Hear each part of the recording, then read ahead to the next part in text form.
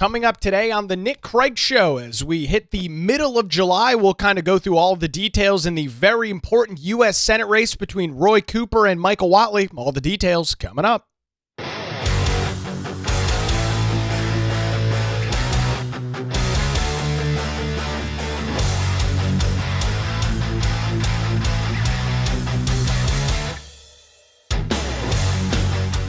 And a good Wednesday morning to you. Welcome into the Nick Craig Show, streaming live this morning on YouTube, Rumble, X, and Facebook. Don't forget that you can take the program with you 24/7 on demand. It's real simple, real easy, and completely free to do so. Search for the Nick Craig Show in your favorite podcast app or visit the website nickcraig.com.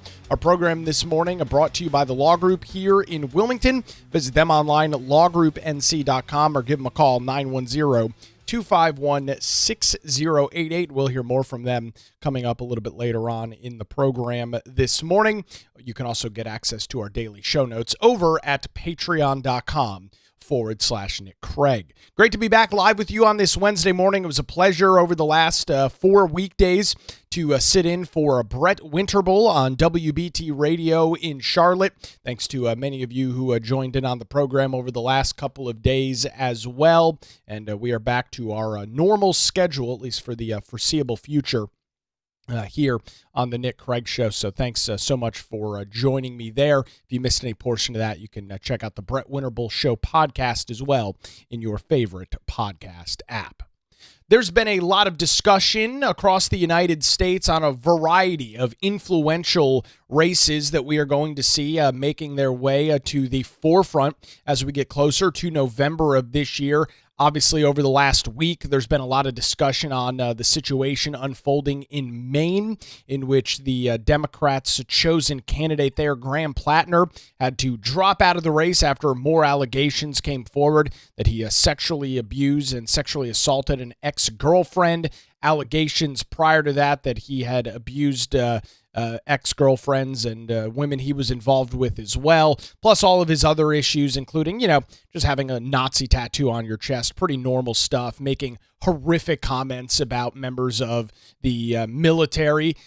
Guy's a complete and total scumbag. Democrats, of course, chose him to be their candidate in Maine. The Democrat Party saw the impending train wreck in front of their very eyes, and so I suspect that they had a large part in determining that this situation was going to solve itself, and it did. He has officially dropped out of the race, and now it will be the Democrat National Committee and the Democrat Party in the state of Maine that is going to be getting a lot of the discussion and coverage, as they are going to be the ones who pick the next candidate, not the voters. I caught this Politico article last week. It's written by Liz Crampton, and it's got this headline. It reads, "The high-stakes battleground Senate race that no one is talking about." The subheading, North Carolina Republicans are warning that it will be hard to beat Roy Cooper unless Washington sends more money fast. Now, there's a couple of things, and we're going to go through this story. We're going to look at some recent polling in the United States Senate race, talk about some, to the credit of Roy Cooper, a pretty stellar campaign finance report from him raising a lot of money.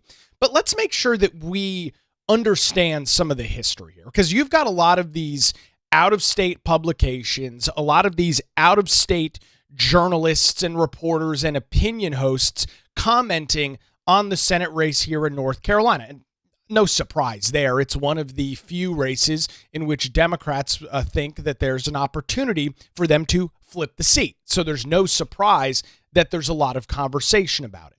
Let me go all the way back to when we first knew that Roy Cooper was going to jump into this race. Republicans have been warning, if you're in the know and follow this stuff, that it was always going to be very hard to beat Roy Cooper. I don't care who the candidate is, whether it's Michael Whatley, there was some discussion about Laura Trump, whether it was a current member of North Carolina's congressional delegation, a member of the General Assembly. It didn't matter who ran against Roy Cooper. This was always going to be a very large uphill battle. Why do I say that? Well, Roy Cooper has been in state politics and state government for over 40 years. starting in the North Carolina legislature, serving, I believe, 12 years as the state's attorney general, and most recently serving 2 consecutive terms in the governor's mansion. Politics, and I'm always dumbfounded when people can't wrap their head around this. Politics is a name ID contest. These major races are who you know and who you don't. That's what these races are. They're literally popularity contests. If you are the more well-known candidate, you have a much higher percentage chance of winning. And I'm not saying this is a bad thing for Roy Cooper. It's a huge positive. It's the reason why he is the Democrats' best candidate in this race. He has nearly universal name ID here in North Carolina, which we shouldn't be surprised about. We shouldn't be shocked about. He just spent 8 years in the governor's mansion before he was term limited out. You can only serve 2 consecutive terms according to the North Carolina Constitution. And so as I see these national outlets like Politico saying, Republicans are warning it's going to be hard to beat Roy Cooper, it was always going to be hard to beat Roy Cooper.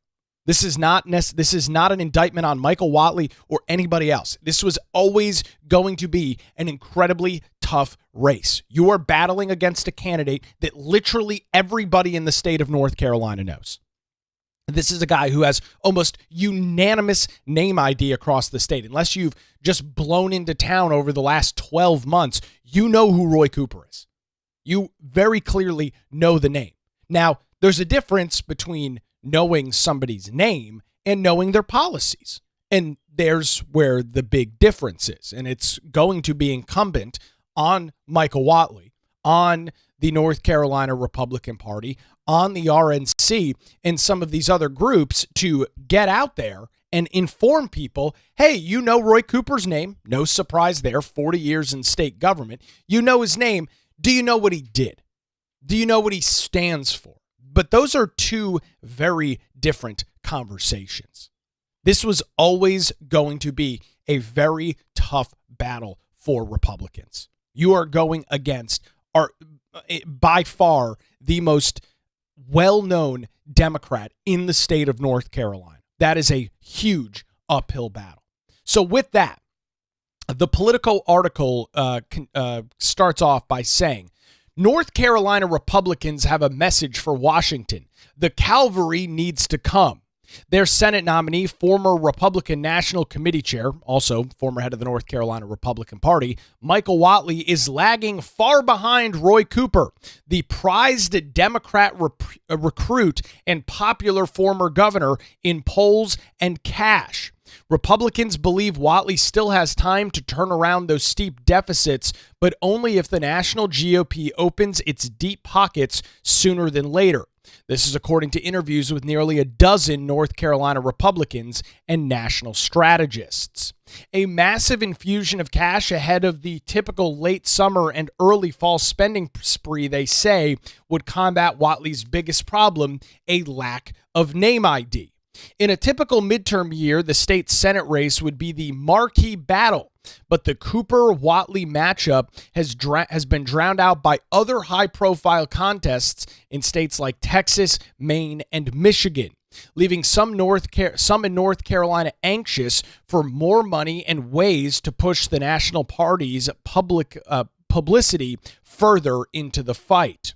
According to the chair of the Bertie County GOP, they told Politico, quote, he has an uphill climb. Even though he was the RNC chair, a lot of people who aren't politically involved really don't know who Michael Whatley is. And that's a fair statement. And that is something that Whatley and his team absolutely have to figure out. I have some news on that coming up as we go through the program. That's the biggest issue.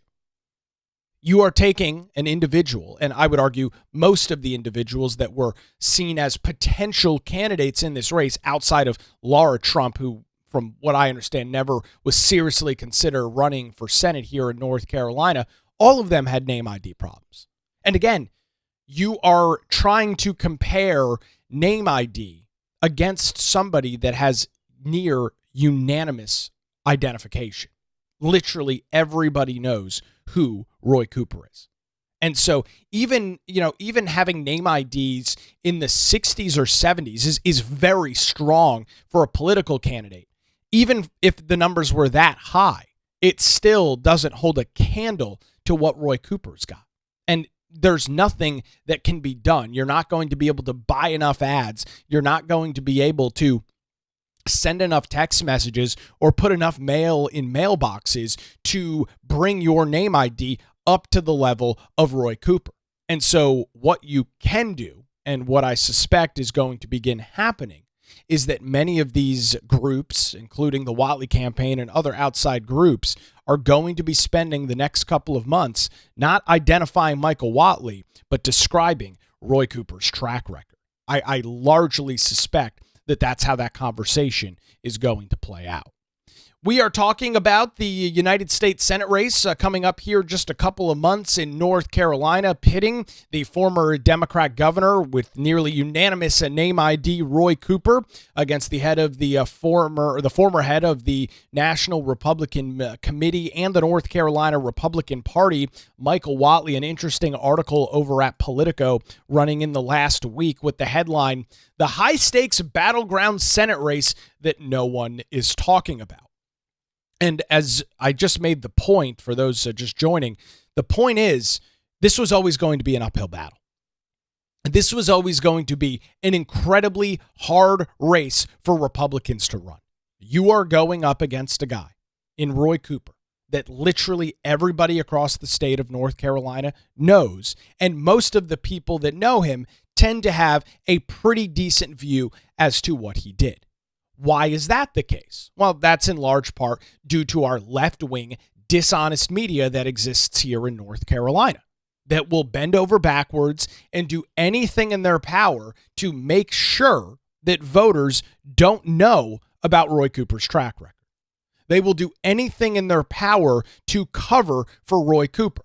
And it's not just because he's running for the United States Senate. They did this for 8 years when he was in the governor's mansion.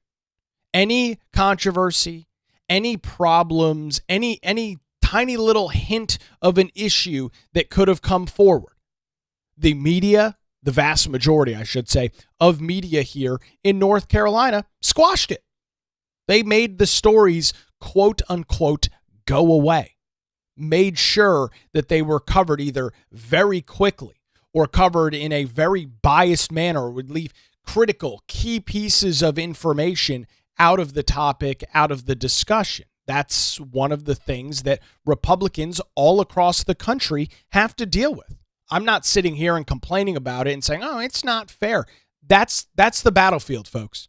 You've for those that like playing cards, you got to play the hand that you're dealt. Now you can just fold and walk away. I guess you can try and cash out and get up from the table, but that's not how politics work. You have to deal the cards that you were dealt. We know that the media is going to give the Democrats a pass and skewer Republicans at any opportunity possible. They will make sure that goes on. They will make sure that what many of us would describe as relevant information, like some of the failures of Roy Cooper, should be widely discussed. Not because they're unfair attacks, but because it's important. Roy Cooper is asking millions of North Carolinians to get up off the sideline and vote for him in November. And I think it's only fair that if you want to get those votes, if you want to tell the people of North Carolina that you are a better candidate and bring better ideas to the United States Senate in representing North Carolina, that you're pushed on your background. As I've mentioned, Roy Cooper is a 40-year politician here in North Carolina. There are plenty of things that he handled well. There are plenty of things he didn't handle well. This is just the nature of being involved in something for 40 years. Some things are going to go good, other things are not. This is not a revelation that I bring to you here on the program today.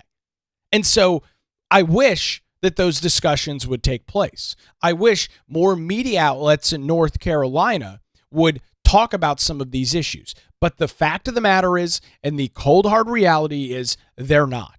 And so you have two options. You can either complain about it ad nauseum, you can throw a temper tantrum and claim that it's not fair and so on and so forth, or you understand this is the hand I've been dealt. Let's figure out how to play it the best. And that's what somebody like a Michael Whatley and his team have to do in this race. They know they're not going to get the fair shake from media.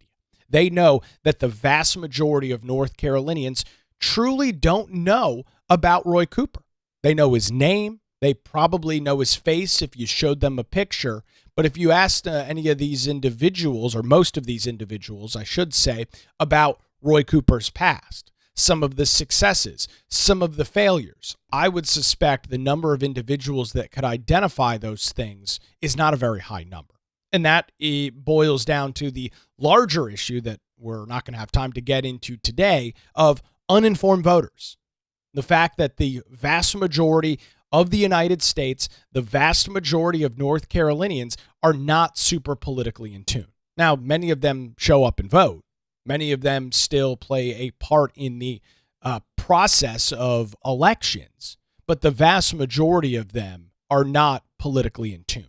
And that's not necessarily their fault. Politics is miserable. Politics is a constant headache. It is something that for those that work in the field, it is exhausting.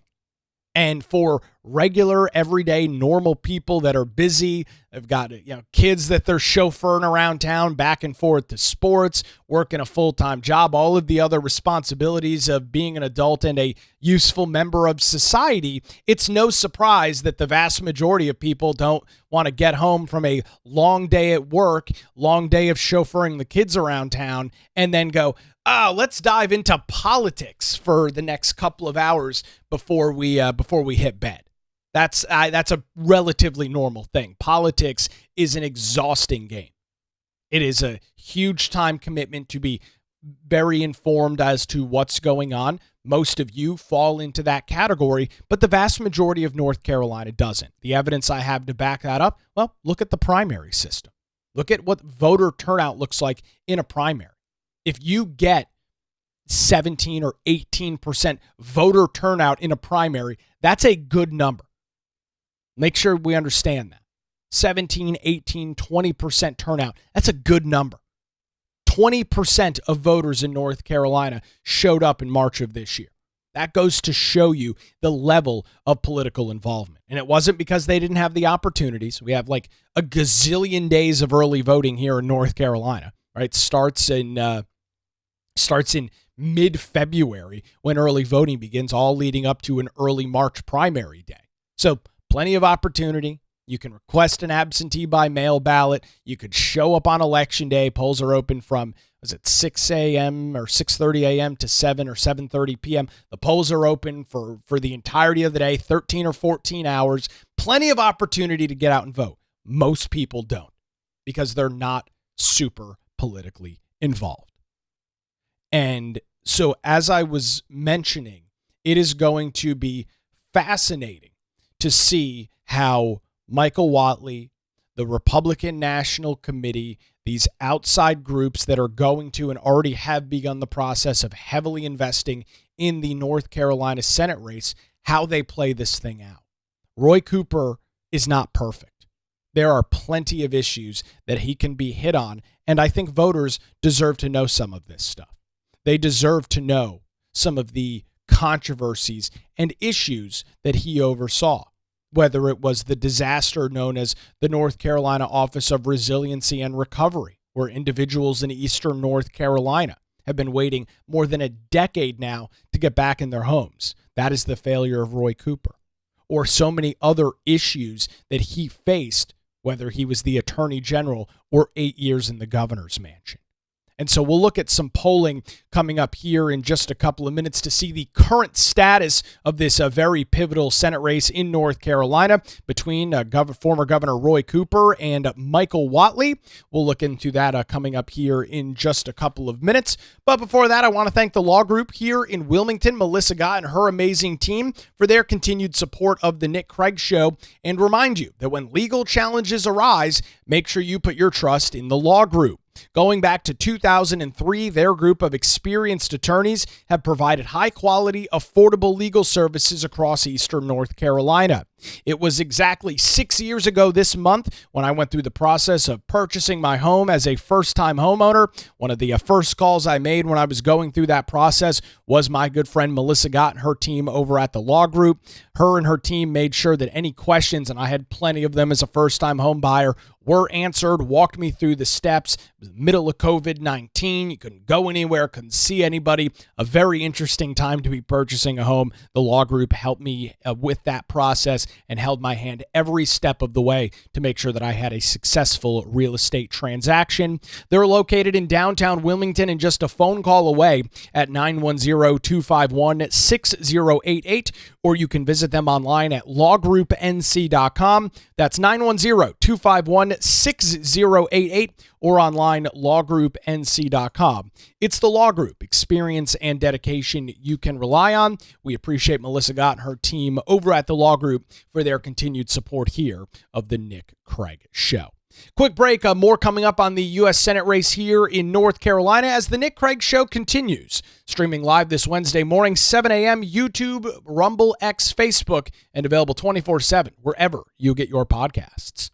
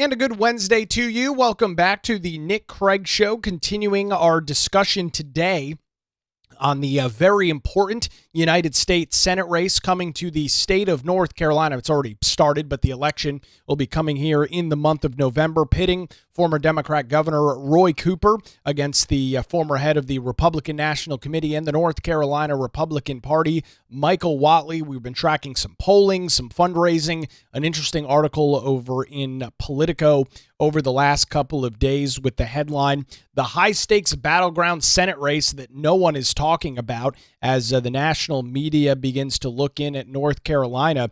And my premise in all of this is this was always going to be a tough race. It was going to be very hard for any Republican that came forward to beat Roy Cooper. He has got an incredibly friendly media apparatus behind him that will cover for him, that will not talk about the very real controversies and issues that he dealt with which is no surprise. He's been in public service for 40 years. There's going to be some issues that he's dealt with. So he's got a friendly media covering him there. That media is not interested in talking about those issues. Because of his long tenure in state government, he has nearly universal name ID, and it is an open seat, meaning he is not running against an incumbent. Senator Tom Tillis has decided he's not running for re-election, which leaves an open seat. Those are three very important factors that give a huge advantage and a huge upper hand to Roy Cooper. Is the race winnable from the GOP standpoint? Can Michael Whatley win this race? Yes, absolutely he can. There's no question about it. I believe that absolutely can be the case, that he absolutely can win. It's going to be a tough race. This is not going to be a race where if Michael Whatley is successful, he wins by a large margin. It very well could be decided by a couple of thousand votes across the state. This was always going to be an uphill battle. Back to the Politico article, it reads, so far the race has been sleepy, focused on bread and butter affordability issues that are defining contests across the country. But the low-key nature of this race is hiding just how critical North Carolina is in November. The state, which President Donald Trump carried 3 times, is a must-win for Democrats frothing at the possibility of flipping the U.S. Senate, which, by the way, is not going to happen. And in Cooper, Democrats have found a strong candidate to give them a chance at their first Senate win in the state since 2008, thanks to his status as a household name from a political career spanning 4 decades. Some Republicans think Whatley, a former state party chair and close ally who is a first-time candidate in his own right, is running a generic campaign that won't cut it given his blue-chip opponent and the tough national environment. One GOP state official granted anonymity to speak freely about the race said, quote, Michael Whatley has to give them a reason to talk about North Carolina, and so far he hasn't.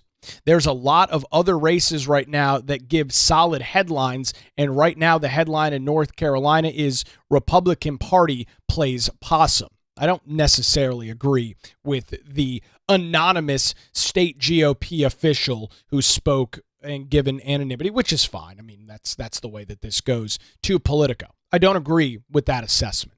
There's a reason that many of these other races have become more high profile. I mean, I mentioned it at the beginning. I mean, the Graham Plattner situation, of course that's going to get a bunch of national headlines. This guy is accused of raping his ex-girlfriend, has a long history of mental and toxic behavior against women, has made horrific comments about military service members, had a Nazi tattoo on his chest. It should be surprise to no one that has gotten to this point a lot more media coverage than what's going on in North Carolina. That is an incredibly salacious story and a series of salacious stories in the state of Maine. But now that's, of course, going to drop out of the limelight pretty quickly here. Once the Democrats in Maine replace him, Graham Plattner, with a milquetoast Democrat candidate that they control, that race is going to become a whole lot less interesting. Now, something new has happened since this article was written over at Politico. Of course, the passing of U.S. Senator Lindsey Graham, that coming forward over the weekend. His unexpected passing, he won in a primary just last month in the Palmetto State, was going to be running in the general election and was going to win that contest. Now, there's another open Senate seat. Now, fortunately, South Carolina is far more ruby red than North Carolina is, and there's plenty of capable Republican candidates in the Palmetto State. That primary is coming up, I think, on the 13th of August, so that'll be taking place over the next month, and a well-known Republican candidate will come forward and will likely have a very successful November down there.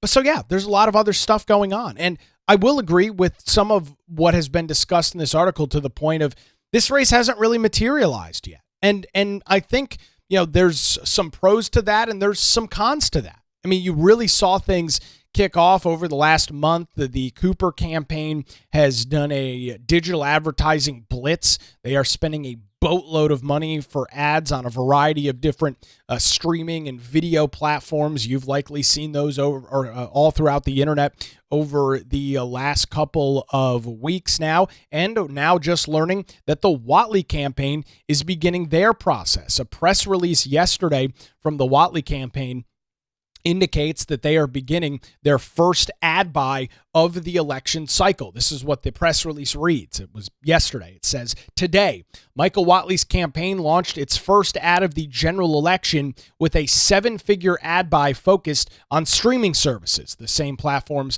that Roy Cooper's ads are running on.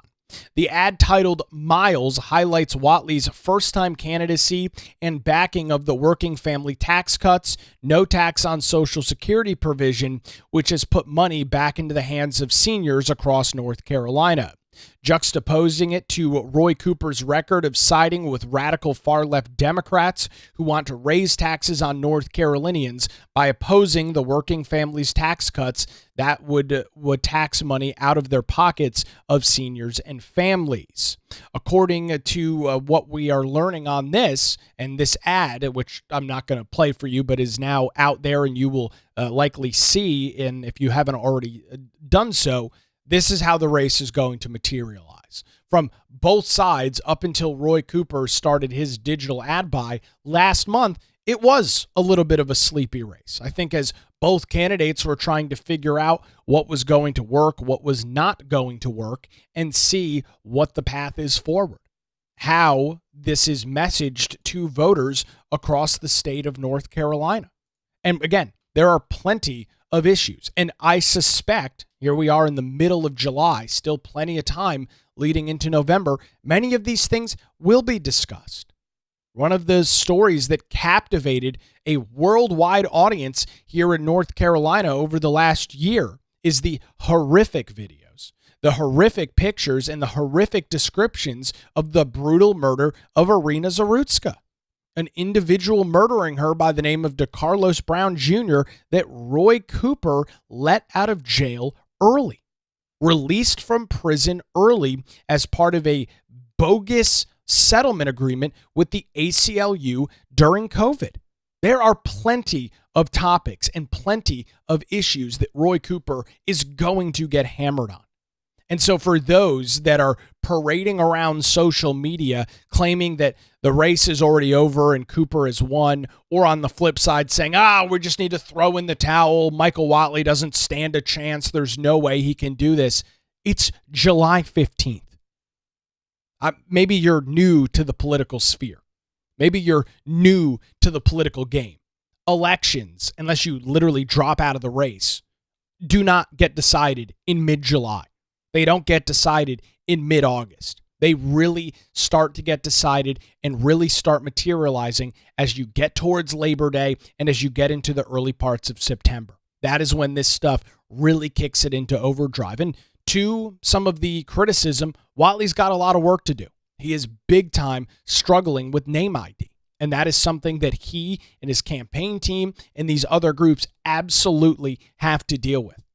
He goes around the state. He's consistently all over the state of North Carolina. That's good. That's helpful. But he absolutely still struggles with a major name ID issue. And so if I'm looking at this race and kind of zooming out on the larger political landscape, that is by far the largest issue that is being dealt with right now. How do you bring up the name ID for somebody like a Michael Whatley? And of course, doing this in a contest in which you're going up against a guy that's got nearly unanimous name ID here in North Carolina. We are continuing the discussion on the ever-important United States Senate race here in North Carolina, Roy Cooper versus Michael Whatley. We just found out in the last day or so that the Whatley campaign has launched their first set of ads for the general election, a 7-figure ad buy on streaming services, talking about tax cuts and more specifically the no tax on Social Security provision as part of the working family tax cuts as part of the one big beautiful bill that we saw signed into law a little more than a year ago. And so with that messaging now getting out there, I would suspect that you're going to start seeing this race tighten up. Now over to the Cooper campaign. We got an announcement from his campaign on Tuesday declaring $14.8 million worth of money raised in the second quarter of 2026, a major fundraising goal. Cooper's second quarter fundraising brings his total past $40 million in the contest so far here in North Carolina. That is a large sum of money for Roy Cooper to bring in. And again, you shouldn't be surprised by this. I saw a lot of so-called conservative, so-called Republicans saying, I can't believe these fundraising numbers are so high. What are you, nuts? Roy Cooper has got an incredible amount of name ID within the National Democrat Party. He has got nearly unanimous name ID here in North Carolina. He was the head of the Governors Association for all governors across the country when he was the governor here in North Carolina. He was the chair of that organization. He is a very well-known political entity. Democrats across the United States, Democrat groups across the U.S. and here in North Carolina see him, and rightfully so, as a great candidate. So no surprise here that he's raising a lot of money. This should not come as a shock to anybody. This is how this race was going to play out. You're dealing with a 40-year, well-known, incredibly well-known political individual in Roy Cooper. So money's important, absolutely. No question about that at all. But this should not be surprising. This is exactly how this race was going to play out. Let's get into a couple of comments. One comment comes in, says not to mention elderly individuals who still think that the Democrat Party is the same as it was 50 years ago. That is absolutely the case, and something that, as you look at somebody like Graham Plattner being given the hook up in Maine, that is why something like that is taking place, because the Democrat Party as a whole, the Democrat establishment as a whole, understands that for many longtime Democrat voters, the individuals that tend to be a little bit older that have been voting Democrat their entire lives, aren't a fan of what is being pushed by somebody like a Graham Plattner. And so they're trying to mitigate some of their losses there and make sure that the Democrat Party does not get painted nationally as this crazy far left radical organization that I believe in many cases it already is. Great comment there. Couple of other comments coming in. 2 conversations yesterday with Blue No Matter Who people. I asked them to please research who is running in their platforms. Times have changed. They said no, they're not into politics. That's always my favorite. I'm not into politics. Well, that sucks because politics is into you. You're frustrated with what's going on right now, frustrated with higher prices, frustrated with what's going on across North Carolina and the nation. Politics is sure into you. It's one of the most frustrating things I hear from people. And again, I get it. It's not everybody's thing. Not everybody wants to be involved in it. It's pretty miserable most of the time, to be perfectly blunt and honest with you. It's an exhausting sport to play in. It's a really negative thing to be involved in most of the time, but not into politics, one of the frustrating things there. And so there's a lot of things that are going to play out in this race. I want to look at some recent polling that has come out. Most of the polls have given Roy Cooper about a 7-point lead in this race to this point, which, as I will note, is not a surprise here many of these polls are from April, May, and June. That shouldn't be a surprise. As I mentioned, what is an election? What is a political poll? It's a popularity contest. So individuals are asked, are you going to vote for Roy Cooper or Michael Whatley? Individuals that have not gotten into this process yet, individuals that will not decide who they're voting for up until, maybe the early voting period starts or even election day, have not seen what's going on both sides of the aisle. They have not seen the counter messaging to what Roy Cooper has put out there. So that has been the average. It hovers around 7 points according to the latest details from Real Clear Polling. That's a product of Real Clear Politics, which, for those that want to dig into political polling, is by far the best resource for looking at some of this data. However, just saw an interesting poll in the last couple of days that shows a much smaller margin. This poll from PPP came out the 11th.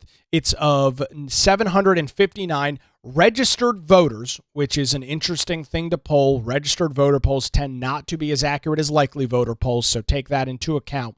And it gives Cooper a 4 percentage point lead, 48 for Cooper, 44 for Michael Whatley, as this poll comes out from the Public Policy Polling Group. But there was an interesting thing that I found in this poll, looking through some of the questions and diving into the data. Question number 4 was, do you have a favorable or unfavorable opinion of Roy Cooper? 47% viewed him as favorable. However, 45% viewed him as unfavorable, with only 8% saying they're not sure. This is one of the closest numbers that I've seen in polling recently here in North Carolina. The unfavorable only being 2 points below favorable. That is a problem for Roy Cooper. He has got to get his favorability over 50%. I would say it needs to be in the mid to high 50s for this to be a slam dunk election. He has to get the number higher than that. Then the next question, number 5. Do you have a favorable or unfavorable opinion of Michael Whatley? 31% said favorable, 38% said unfavorable. However, 31% remain not sure. That is in large part due to the name ID in this contest. And so it's very interesting to see how this is playing out, how some of these details are looking as you look through this poll. And again, this is one poll. This is not the defining factor. This is not the end-all, be-all. I'm not saying that, this is a 4-point race. No, that's why you average polls. That's why you look at the trend lines. That's why you look at that's why I mentioned a poll that is of registered voters versus likely voters tends to be, not always the case, but tends to be a little bit more inaccurate. In closing on this, and we're of course going to keep a lot of attention on this race as we continue through the summer and early fall. This is going to be a close race. It will be within a couple of percentage points when it's all said and done. It is a major uphill battle for Republicans. It is a major uphill battle for Michael Whatley. I've seen a lot of criticism of Whatley's campaign and the Republican Party over the last couple of days. My response to that is get off the sideline and get involved. If you want Michael Whatley to represent the state of North Carolina in the United States Senate, it is time for you right now here in mid-July to get involved. Reach out to the Whatley campaign. Reach out to your local Republican Party. Reach out to the state Republican Party and do something about it. I am not interested in watching a bunch of crybaby so-called Republicans and conservatives complaining all summer that Whatley's not a good candidate and the North Carolina Republican Party isn't doing anything. This is a volunteer organization. If you want to see change here in North Carolina, if you don't want Roy Cooper to be the next U.S. Senator from this state, you've got to do something. Talk is cheap. Complaining on social media is real easy. Get off the sideline, get off your ass, and get involved in the race. I am not interested in watching a bunch of Republicans bitch and complain all summer that the Republican Party is awful. The Republican Party is not doing anything. I saw a bunch of those replies in my comments this week. I don't remember exactly what was being talked about. I'm trying to go back and see. Yeah, here's a post from, of course, some fake social media account. NC GOP is worthless. They should be blasting King Cooper on all fronts. TV ads, billboards, mailers, signs, stickers, whatever. There's a lot of material to work with. What are you doing? And then a follow-up to that. I feel the same way. It's like the NC GOP is on a long vacation. I'm sickened. What are you doing about it, though? You're bitching on Twitter? Do something, damn it. It's the most, Republicans are the most frustrating people in the world. All we do is throw darts at the Republican Party. All we do is blast our Republican candidates while we spend all morning and all afternoon posting on Twitter. Damn it, do something. Call your local Republican Party. Go to the Whatley campaign website and get involved. I can promise you, if you spend all summer complaining that Michael Whatley is going to lose and the Republican Party isn't going to do anything, it's going to happen. You have an opportunity. It doesn't have to take up your entire life. Doesn't have to be 30 hours a week. It can be a couple of hours a week. Everybody's got a unique talent, a unique trade. Maybe it's monetary that you bring to the equation. You've got to do something. Complaining is not the solution. I can guarantee you that will not lead to any sort of success for Michael Whatley or Republicans here in North Carolina. So I'll get off my soapbox, but I tell you this, as we get closer and closer to November, you are going to see a very different side of me from those that want to spend their entirety of their day bitching and complaining about how nobody is doing anything. Meanwhile, all they do is post in Facebook groups and post on X and hang out in their Telegram channels thinking that they're going to change the world. These people are clowns. They're jokes. They're not willing to put in any work, but they, of course, are the first ones to criticize. So if you're not happy with what's going on, do something. And the something is not posting on social media. That does not qualify as political activity. Step off my soapbox and encourage you, if you're interested and actually want to see something different, to get involved in some level. Could be a couple hours a week. Do something about this. We'll be keeping a close eye on this major United States Senate race here in North Carolina in the coming weeks. President Donald Trump set to address the nation tomorrow night at 9 o'clock. I'll be covering that. We'll have those details coming up for you Friday morning. I'll be here tomorrow morning as well, right here on the Nick Craig Show. All right, that's going to do it for a Wednesday edition. Thanks to Melissa Gott and the team over at the Law Group for their continued support of the program. LawGroupNC.com is their website. The Nick Craig Show streams live weekday mornings, 7 a.m., YouTube, Rumble, X, Facebook. Is available 24/7 in your favorite podcast app and is heard weeknights, 9 to 10 p.m. on WBT Radio in Charlotte. Enjoy your Wednesday. We'll do it again tomorrow right here on The Nick Craig Show.